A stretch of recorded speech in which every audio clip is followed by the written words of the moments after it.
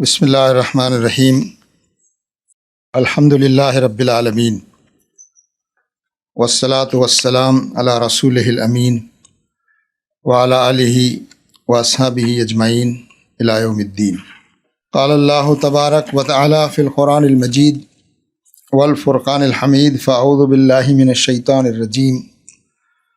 بسم اللہ الرحمن الرحیم۔ یا ایہا الرسول بلغ ما انزل الیک من ربک وان لم تفعل فما بلغت رسالتہ واللہ یعصمک من الناس ان اللہ لا یہدی القوم الکافرین۔ وقال تعالی قل انی اخاف ان عصیت ربی عذاب یوم عظیم۔ وقال تعالی فَلَعَلَّكَ بَاخِعٌ نَفْسَكَ عَلَىٰ آثَارِهِمْ إِن لَّمْ يُؤْمِنُوا بِهَٰذَا الْحَدِيثِ أَسَفًا۔ وقال تعالی لَعَلَّكَ بَاخِعٌ نَفْسَكَ أَلَّا يَكُونُوا مُؤْمِنِينَ۔ صدق اللہ العلی العظیم۔ حمد و ثنا بڑائی و کبریائی اللہ رب العالمین ہی کے لیے ہے۔ درود و سلام تمام انبیاء کرام پر، خصوصاً آخری نبی حضرت محمد مصطفیٰ صلی اللہ علیہ وسلم پر۔ محترم ذمہ داران مرکز اور آج کے اس اجتماع میں شریک بزرگوں، بھائیوں اور نوجوان دوستوں، جیسا کہ آپ نے سماعت فرمایا کہ آج کی ہماری گفتگو کا جو موضوع ہے وہ امت مسلمہ کی داعیانہ حکمت عملی، خاص طور سے اس تناظر میں کہ ہمارے ملک میں تبدیلی مذہب کے لیے جو قانون سازی کی جا رہی ہے اس کے پیش نظر ہمیں اپنی دعوتی اور دینی ذمہ داریوں کو اس ملک میں کس طرح ادا کرنا چاہیے اور کیا طریقہ کار اختیار کرنا چاہیے اور کن چیزوں سے بچنا چاہیے، اس پر انشاءاللہ تعالی ہم بات چیت کریں گے۔ تو پہلے ہم ہمارے ملک کا دستور میں دی گئی جو آزادی اور حقوق ہیں، انسانی حقوق، سٹیزنس رائٹس، اس کی روشنی میں ہم بات کریں گے، اور پھر جو قانون بنائے جا رہے ہیں، قوانین بنائے جا رہے ہیں مختلف اسٹیٹس میں،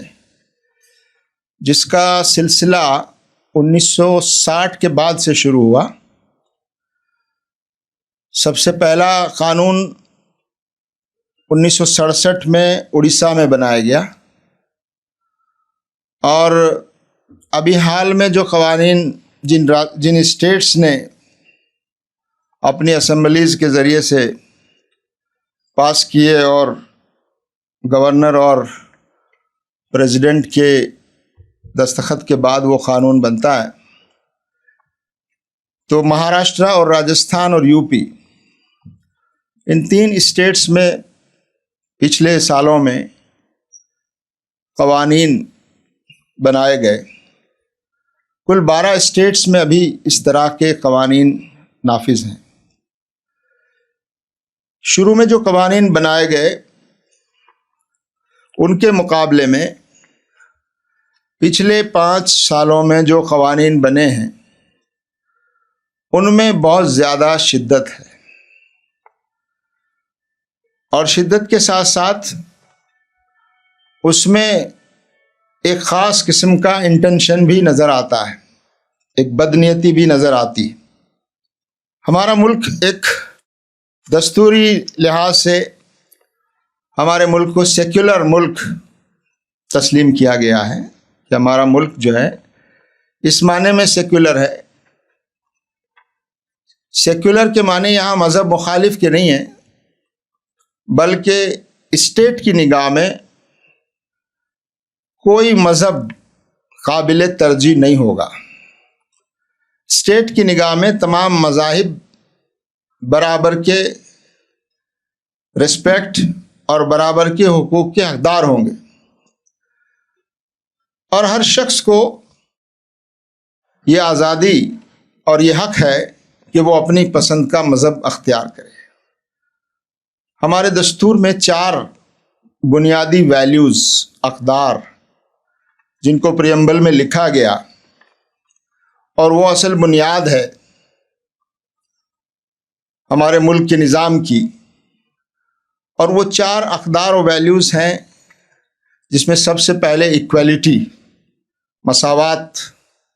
اس ملک کے تمام شہری برابر کا حق رکھتے ہیں، کسی بھی بنیاد پر ان کے درمیان کوئی امتیاز اور ڈسکریمنیشن، مذہب کی بنیاد پر، زبان کی بنیاد پر، جنڈر کی بنیاد پر کوئی تفریق، کوئی ڈسکریمنیشن نہیں ہونا چاہیے۔ دوسری قدر جو ہمارے پریمبل میں واضح طور پر جس کو بنیاد بنایا گیا ہے وہ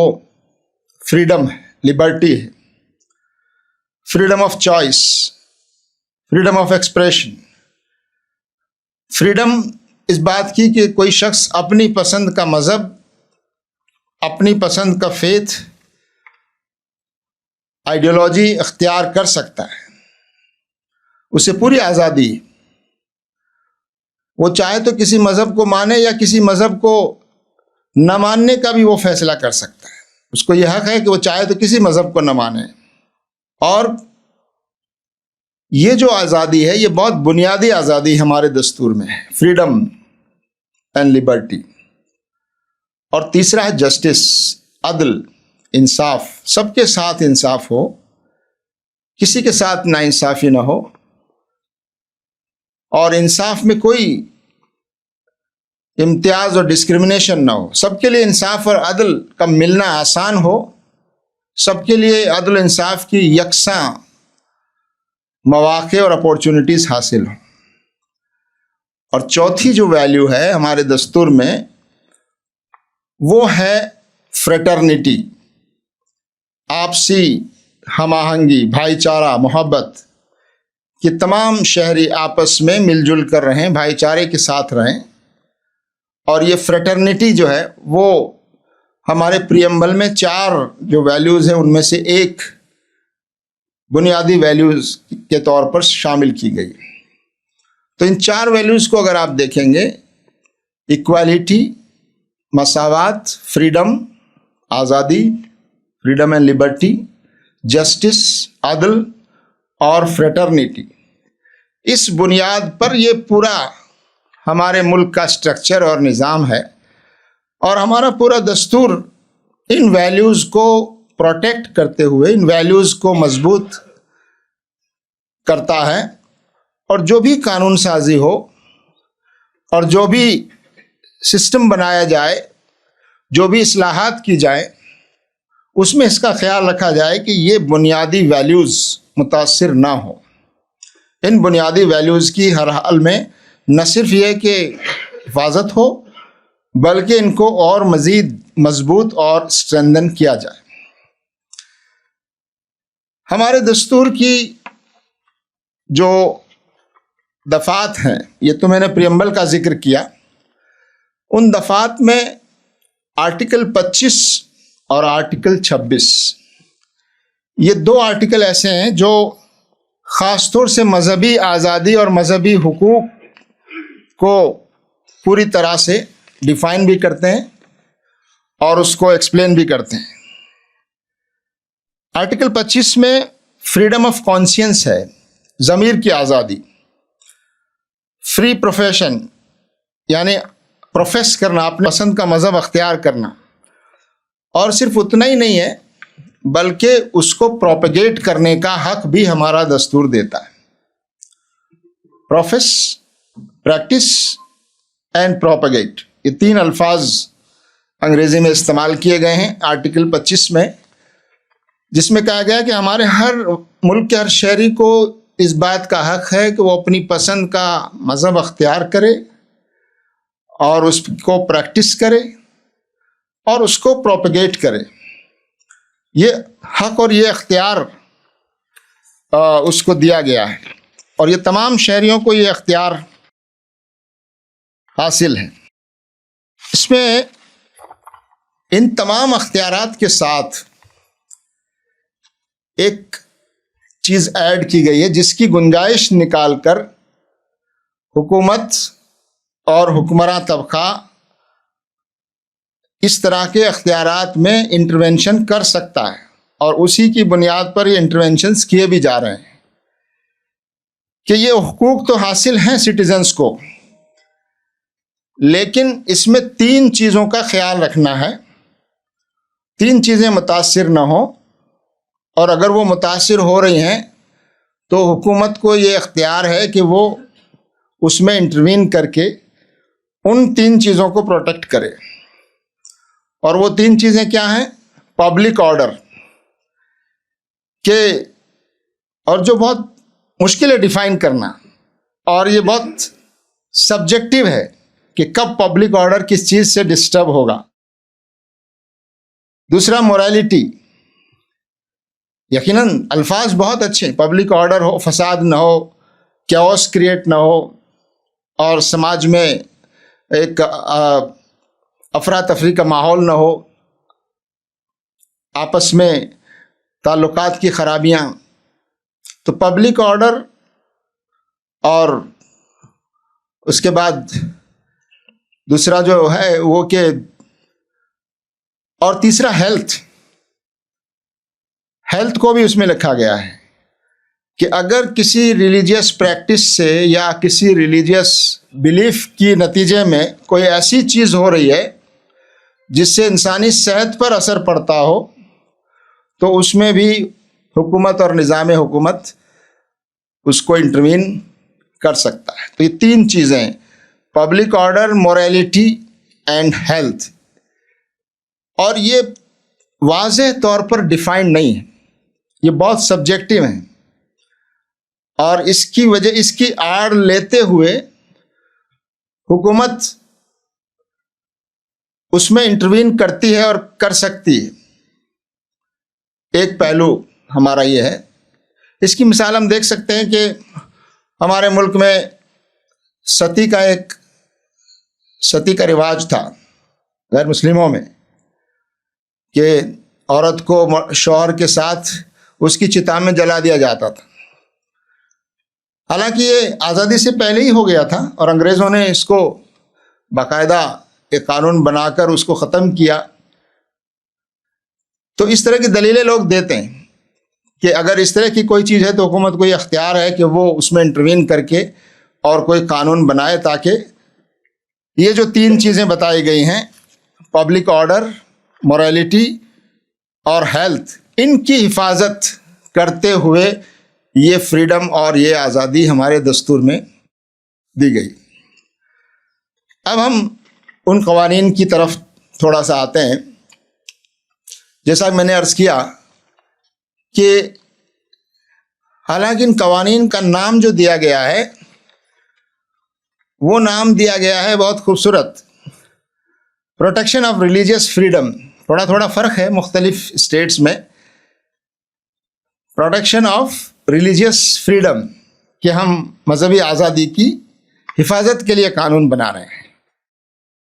لیکن جو قانون کا جو ٹیکسٹ ہے اور جس طرح کی شکیں اس قانون میں درج کی گئی ہیں، اور آہستہ آہستہ یہ قانون سخت سے سخت تر ہوتا جا رہا ہے۔ ابھی جو قانون سب سے زیادہ سخت ہیں وہ یو پی اور راجستھان، اور ابھی حال میں مہاراشٹر میں 2026 میں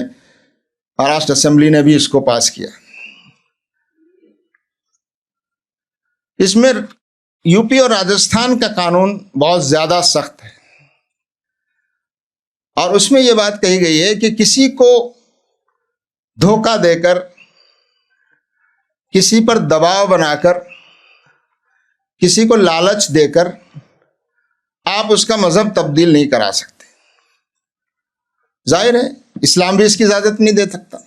اسلام میں تو ایسی کوئی گنجائش ہی نہیں ہے کسی کو دھوکہ دے کر، دباؤ بنا کر، ڈرا کر، لالچ دے کر اور ظاہر ہے اسلام میں تو مذہب اختیار کرنا یا ایمان لانا اس فرد کی ذمہ داری ہے، فرد خود کرتا ہے عمل۔ تو یہ جو چیزیں لکھی گئی ان قوانین میں،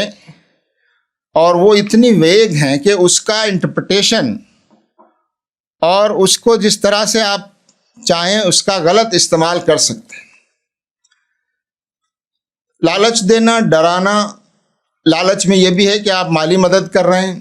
کسی کو جاب دے رہے ہیں، نوکری دے رہے ہیں، یا ڈرا رہے ہیں نوکری سے نکالنے کا ڈر، یا کوئی اور قسم کا جان کا ڈر۔ ظاہر ہے کہ الفاظ میں کوئی ایسی دشواری نہیں ہے کہ اس طرح سے کسی کا مذہب تبدیل کرنا غیر قانونی ہے، کرمنل آفنس ہے، اس کو کرمنل آفنس کہا گیا ہے۔ لیکن آہستہ آہستہ اس میں جو چیزیں ایڈ کی گئیں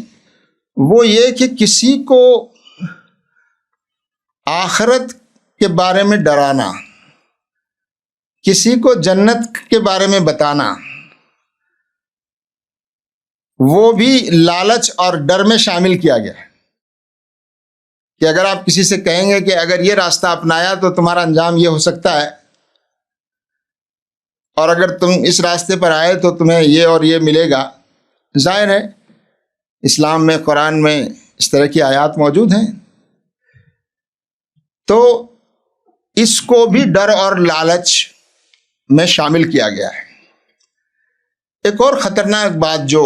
ان قوانین میں دی گئی ہے وہ یہ کہ جس پر الزام لگایا گیا ہو کہ انہوں نے غلط طریقے سے مذہب تبدیل کرانے میں کوئی رول پلے کیا ہے، تو اب اس الزام کو ثابت کرنا الزام لگانے والوں کی ذمہ داری نہیں ہے، بلکہ جس پہ الزام لگایا گیا ہے وہ ثابت کرے کہ ہم نے کوئی غیر قانونی کام نہیں کیا، ہم نے جو کچھ کیا ہے وہ قانون کے دائرے میں کیا ہے، وہ ثابت کرے۔ یہ قانون کی اسپرٹ کے ہی خلاف ہے، ہمارے دستور کی اسپرٹ کے ہی خلاف ہے۔ دستور میں یہ بات کہی گئی ہے کہ جس کو جب تک کسی کو آپ مجرم ثابت نہ کر دیں یا کوئی عدالت کسی کو مجرم ثابت نہ کر دے تب تک وہ معصوم اور بے گناہ ہے۔ یا اس کو الٹ دیا گیا کہ آپ پر الزام لگا ہے، اب آپ اپنی بے گناہی کو ثابت کیجیے۔ تو یہ ایک بہت خطرناک چیز ہے، اور یہ تبدیلی مذہب کے قوانین کے ساتھ ساتھ اور چیزوں میں بھی لانے کی کوشش ہو رہی ہے، خاص طور سے جو SIR، اور کسی کو ودیشی اگر کوئی بتا دیں کہ آپ انڈین سٹیزن نہیں ہیں تو آپ ثابت کیجئے۔ تو یہ جو ٹرینڈ پچھلے 10-12 سالوں میں بڑھا ہے کہ آنس آف پروف، کہ آپ کو ثابت کرنا ہے، جس پر الزام لگایا گیا ہے وہ ثابت کرے کہ آپ پر لگائے گئے الزام غلط ہیں، جھوٹے ہیں، آپ نے کوئی ایسا کام نہیں کیا ہے جو قانون کے خلاف ہو۔ اس میں ان قوانین میں ایک پروویژن یہ بھی ہے کہ کوئی شخص، جس شخص نے مذہب تبدیل کیا اس کو کوئی شکایت نہیں ہے، لیکن اگر اس کے گھر کے لوگ، اس کے فیملی کے لوگ، اس کے بیٹے یا اس کے والدین یا اس کے بھائی وہ اگر شکایت کر دیں تو وہ FIR درج ہو جائے گی، FIR درج ہو جائے گی اس شخص کے خلاف بھی جس نے مذہب قبول کیا ہے۔ اب اس کو ثابت کرنا ہے کہ یہ میں نے کوئی غیر قانونی کام نہیں کیا۔ اس میں جو اور شرطیں لگائی گئی وہ شرطوں میں ایک شرط یہ بھی ہے کہ آپ کو 60 دن پہلے ڈسٹرکٹ مجسٹریٹ کو اطلاع کرنی ہوگی کہ میں اپنا مذہب تبدیل کرنا چاہتا ہوں، اور اگر ایسا نہیں کیا گیا تو آپ مجرم قرار پائیں گے۔ تو یہ تو بہت خطرناک چیز ہے، جس کو کئی لوگوں نے آبجیکٹ کیا ہے کہ یہ سٹیزن کی جو فریڈم اور پرائیویسی ہے اس میں دخل اندازی ہے، کہ ایک شخص کا ہی اپنا معاملہ ہے اور وہ 2 مہینہ پہلے، 60 دن پہلے ڈسٹرکٹ مجسٹریٹ کو اطلاع کرے، اور پھر وہ پورا ڈسٹرکٹ مجسٹریٹ جو ہے ساری چیزیں دیکھنے کے بعد وہ اجازت دے گا۔ ان کلوز میں ایک اور بات کہی گئی ہے، اور وہ ہے marriage for the purpose of conversion, کہ کوئی شخص اس لیے دوسرے مذہب کی خاتون یا دوسرے مذہب کے مرد سے شادی کرے کہ اس کا مذہب تبدیل کیا جائے، تو solely for the conversion, marriage for solely for the conversion, اس کو بھی اس جرم میں شامل کیا گیا ہے۔ اور یہ بھی کہا گیا ہے کہ اگر یہ ثابت ہو گیا کہ یہ شادی جو ہے مذہب تبدیل کرنے کی غرض سے کی گئی ہے، تو وہ شادی ہی انویلڈ قرار دے دی جائے گی، وہ شادی کو ہی انلیگل قرار دے دیا جائے گا۔ اور پھر اس میں جو سزائیں مقرر کی ہیں، یہ ایک کاگنیزیبل آفینس اس کو قرار دیا ہے، اور صرف مذہب قبول کرنے والے کو مجرم نہیں بنایا گیا، بلکہ کسی کے بارے میں یہ شکایت بھی آئے کہ انہوں نے ان کو مذہب قبول کرانے میں مدد کی ہے، کسی نے پرسویٹ کیا ہے، کسی نے سمجھایا، اس کو بھی اس کے دائرے میں لانا آسان ہے۔ سزاؤں میں پہلے یہ تھا کہ 1 سال سے 5 سال تک کی سزا ہے، کچھ 15,000 20,000 جرمانہ، شروع کے جو قوانین بنے، لیکن اب جو قوانین بنے اس میں منیمم جرمانہ 5 لاکھ، 7 سال سے 14 سال کے درمیان سزا ہے، اور اگر جس کا کنورژن ہوا ہے وہ SC ST یا خاتون ہے، وومن بھی اس میں شامل ہے، اور یا مائنر ہے کوئی، ان کو کنورٹ کیا گیا ہے، تو یہ سزا بھی 10 سال سے لے کر 14 سال اور لائف امپریزنمنٹ تک ہو جائے گی، اور جرمانہ 5 لاکھ سے بڑھ کر 10 لاکھ تک ہو جائے گا۔ اور پھر ایک اور شک لگائی گئی کہ اگر ماس کنورژن کی کوشش کی گئی ہے، ایک ساتھ بہت سارے لوگوں کو کنورٹ کرنے کی کوشش اگر سامنے آئی ہے، تو یہ جرم اور زیادہ سنگین ہو جائے گا، اور اس میں لائف امپریزنمنٹ تک کی سزا کا پروویژن ہے، اور منیمم، اس میں منیمم لکھا گیا، منیمم 25 لاکھ کا جرمانہ جو ہے وہ اس میں درج کیا گیا ہے۔ تو بہرحال تفصیلات بہت ہیں، ہم ان تفصیلات میں بہت زیادہ جائے بغیر اس بات پر غور کرنا ہے کہ یہ کیوں کیا جا رہا ہے، کس نیت سے کیا جا رہا ہے۔ ظاہر ہے ایک تو اس بات کو سامنے بار بار اٹھایا جا رہا ہے، اور خاص طور سے وہ لوگ جو آج کل حکومت میں ہیں، کہ لوگ تیزی سے اپنا مذہب قبول کر رہے ہیں یا قبول کرانے کی کوشش ہو رہی ہے، خاص طور سے کرسچنز کی طرف واضح طور پر اشارہ ہے، لیکن چونکہ کرسچنز کو ٹارگٹ کرنے میں کوئی پولیٹیکل بینیفٹ نہیں ہے، اس لیے جو قانون بنائے گئے اور جو شکیں بنائی گئی ہیں اس میں مسلمانوں کو خاص طور سے سامنے رکھا گیا ہے، اور بہت سے لوگوں نے لکھا ہے ان قوانین پر تبصرہ کرتے ہوئے، ان کا جائزہ لیتے ہوئے،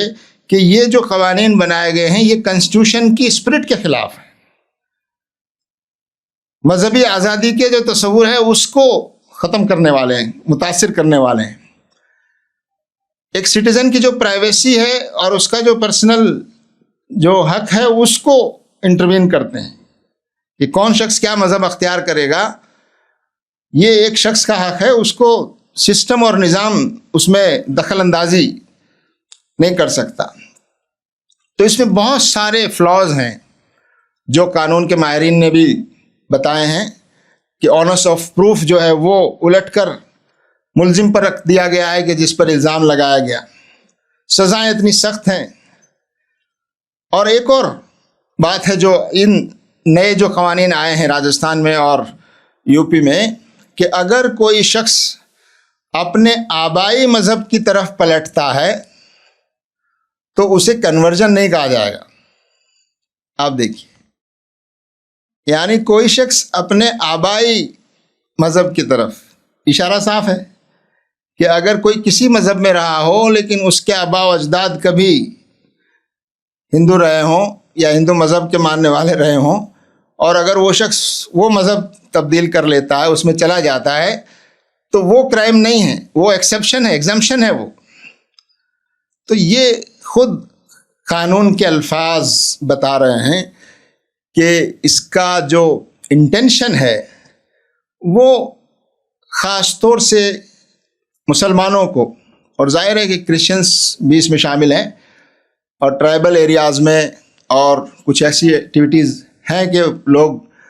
جن کا کوئی مذہب نہیں تھا انہوں نے کرسچینٹی اپنایا، اور کرسچن مشنریز ان کے کام بھی لوگوں کے سامنے آتے رہتے ہیں، لیکن اس کا مین جو نشانہ ہے اور جو پولیٹیکل فائدہ جس سے ان کو ملنے والا ہے وہ مسلمانوں کو ٹارگٹ کرنے کا، ہراس کرنے کا۔ اور اس میں ایک پہلو یہ بھی ہے کہ کسی بھی طرح سے لوگوں کو اسلام اور کرسچینٹی کی طرف آنے سے روکا جائے، لوگوں کو ہر طرح سے، یہ مذہب کی آزادی نہیں ہے بلکہ لوگوں کو اپنی پسند کا مذہب اختیار کرنے کی جو آزادی ہے اس سے روکنا ہے، کہ اگر کوئی شخص کرسچینٹی یا اسلام اختیار کرنا چاہتا ہے اور سوچ سمجھ کے کرنا چاہتا ہے تو بھی اس کی راستے میں اتنی رکاوٹیں ڈال دی گئی ہیں کہ وہ اس کے لیے مشکل ہو جائے۔ اور اسی طرح سے اور بھی چیزیں کی گئی ہیں دستور میں،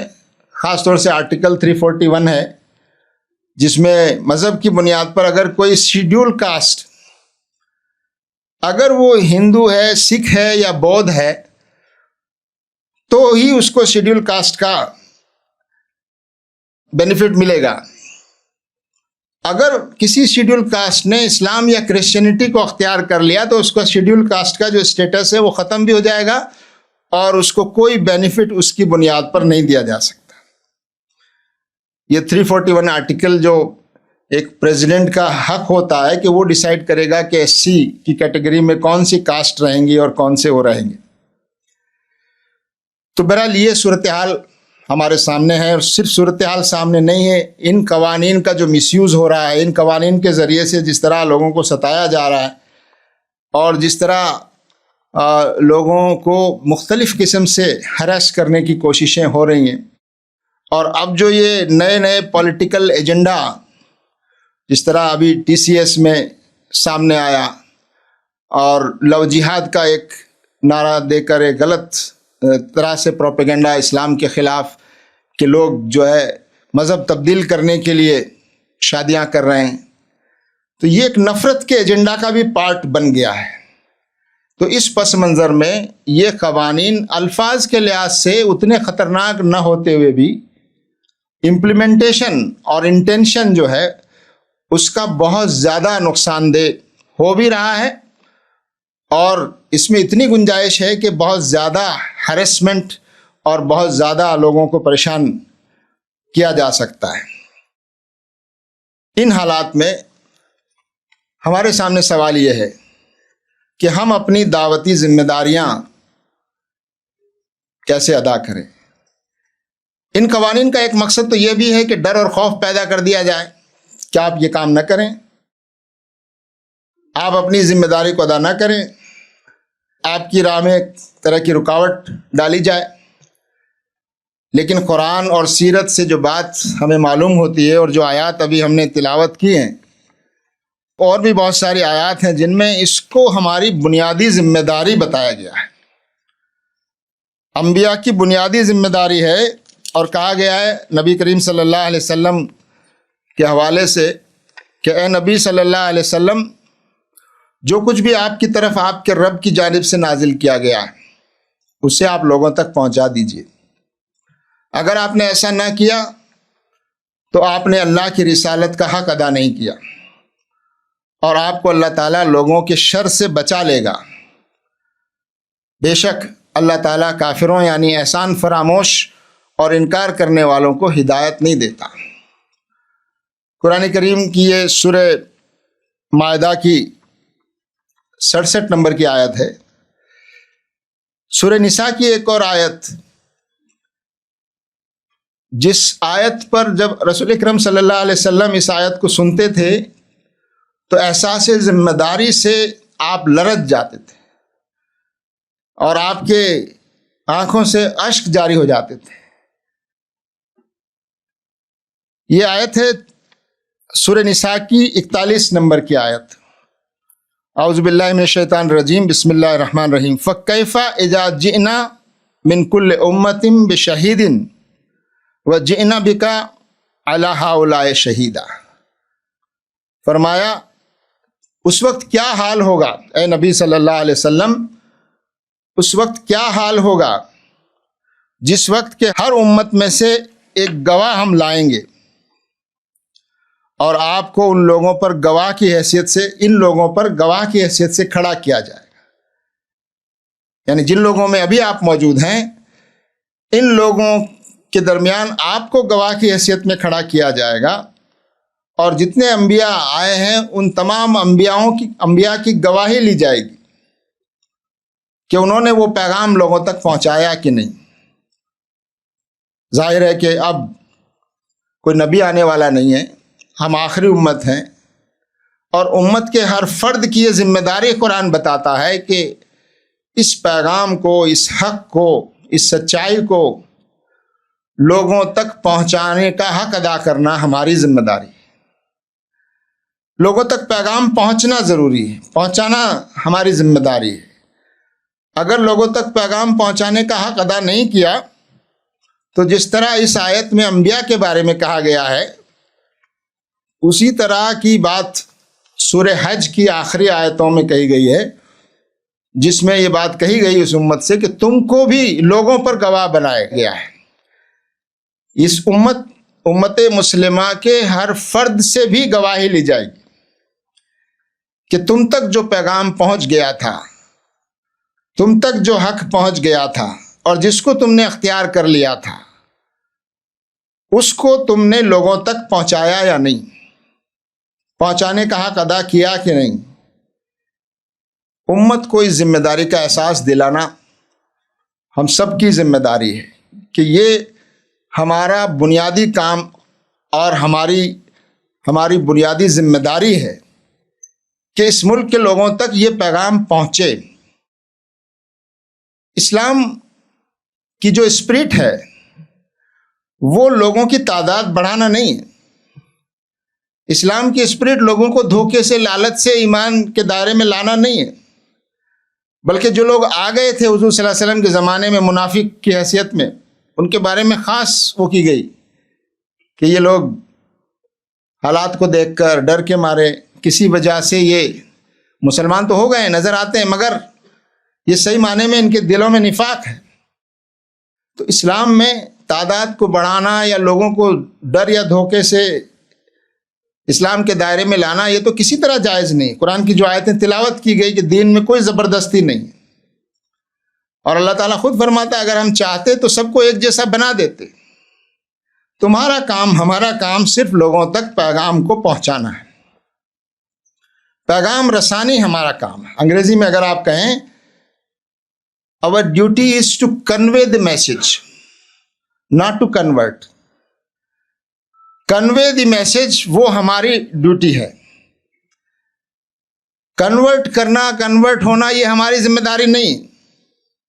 نہ ہمارا کام ہے. یہ اس شخص کی ذمہ داری ہے جس تک پیغام پہنچائے. ہاں، ہم جو سپورٹ کر سکتے ہیں،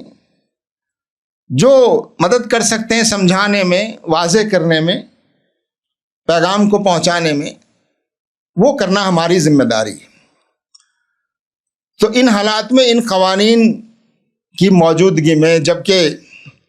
آپ کو اپنی دعوتی ذمہ داریوں سے دور رکھنے کی کوشش کی جا رہی ہے کہ آپ اپنی دعوتی ذمہ داریوں کے بارے میں سوچیں بھی نہیں، اور یہ جو مختلف قسم کے مسائل کھڑے کیے جا رہے ہیں، اس کے پیچھے ایک وجہ یہ بھی ہے کہ اگر یہاں امن و سکون رہا، مسلمان امن اور سکون کے ساتھ رہے، اور یہ انہوں نے اپنی ذمہ داریاں ادا کی، اور یہ اس ملک کے باشندوں کے ساتھ ان کا میل جول بڑھا، اور اسلام کی تعلیمات جو مسلمانوں کی زندگیوں میں جیسی بھی ہیں،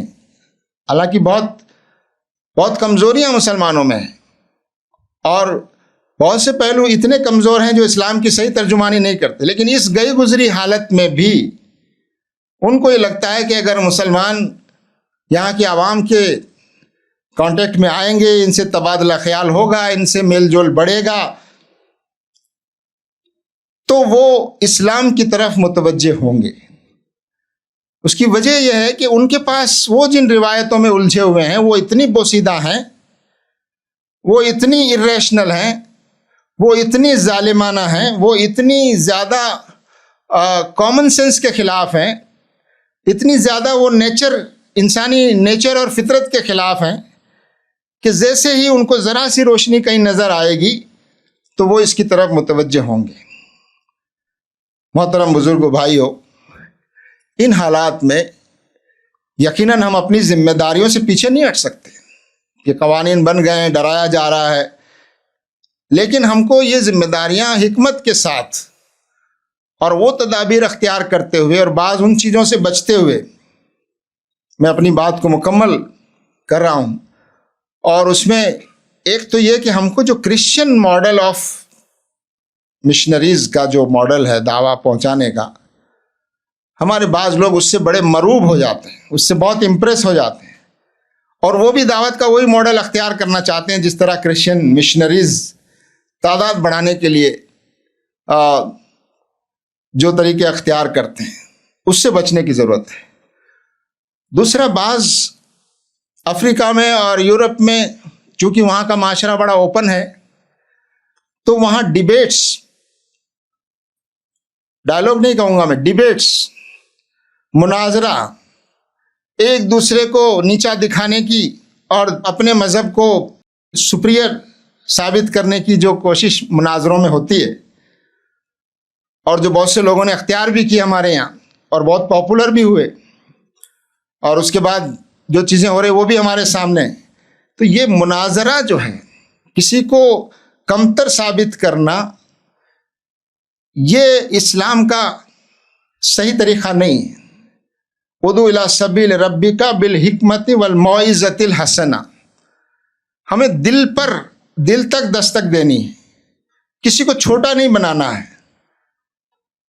بلکہ یہ کہ اس کے ضمیر کو آزاد کرانا ہے کہ وہ آزادی کے ساتھ سوچ سکے۔ اور ہمارے اپنے اس ملک میں صرف الفاظ کی دعوت کافی نہیں ہے، بلکہ الفاظ کی دعوت میں رکاوٹیں زیادہ ہیں۔ اپنے کریکٹر سے، کردار سے، لوگوں کے مسائل حل کر کے، لوگوں کی جو انسانی جو عظمت اور ڈگنیٹی ہے وہ جہاں پامال ہو رہی ہے وہاں اس کے ساتھ کھڑے ہوں، برابری، مساوات کا جو تصور اسلام نے دیا ہے اس کو ہمارے انفرادی، اجتماعی اور معاشرتی زندگی میں اور ہمارے اداروں میں اس کا نمونہ، تو نمونے کے ذریعے دعوت، یقیناً اس کے یہ معنی نہیں ہے کہ ہم الفاظ میں یا عقیدے کی دعوت نہیں دیں گے لوگوں کو، وہ صحیح موقع آنے پر وہ بھی دی جائے۔ اور تیسری بات جو مجھے کہنی ہے وہ یہ کہ دعوت دراصل ایک انفرادی عمل ہے، کسی شخص کو پہنچانا یہ ایک انفرادی عمل کے طور پر اس کو زیادہ اختیار کرنے کی ضرورت ہے۔ جب ہم بڑی بڑی اجتماعی کوششیں کرتے ہیں، مہم کی شکل میں کوئی چیز کرتے ہیں، نظر آنے والی کوئی چیز کرتے ہیں، اور آج کل سوشل میڈیا اور میڈیا کا زمانہ ہے، ہر چھوٹی چیز کو، اور پھر جیسا کہ یورپ میں اور دوسرے مقامات پر اپنے کارناموں کو بڑھا چڑھا کر دکھانا، زیادہ پبلسٹی اور پرچار کرنا، اتنے لوگ دائرہ ایمان میں آ گئے ہماری کوششوں سے فلاں، اور اس کو ایک باقاعدہ پروفیشن بنا لینا، اور اس کے لیے فنڈ ریزنگ کرنا، اور اس کے لیے پورا ایک نظام تیار کرنا، ان چیزوں کے بجائے جو قرآن کی اسپرٹ ہے، ہر فرد کی یہ ذمہ داری ہے کہ وہ تمام لوگوں تک جو اس کے متعلقین ہیں، اس کے آس پاس کے لوگ ہیں، ان تک اس حق کو پہنچانے کی کوشش کرے۔ اللہ تعالیٰ سے ہم دعا کریں کہ اللہ تعالیٰ ان حالات میں، یقیناً یہ تو قرآن میں کہا گیا ہے وَمَكَرُوا مَكَرَ اللَّهُ وَاللَّهُ خَيْرُ الْمَاكِرِينَ، وہ اپنی چالیں چل رہے ہیں لیکن اللہ تعالیٰ بھی اپنی چال چل رہا ہے، لیکن ہمیں اپنی ذمہ داریاں کیسے ادا کرنی ہیں، ان ہر حالت میں ہم ان چیزوں کا خیال رکھتے ہوئے اپنی ذمہ داریوں کو ادا کریں۔ وآخر دعوانا ان الحمد للہ رب العالمین۔ السلام علیکم۔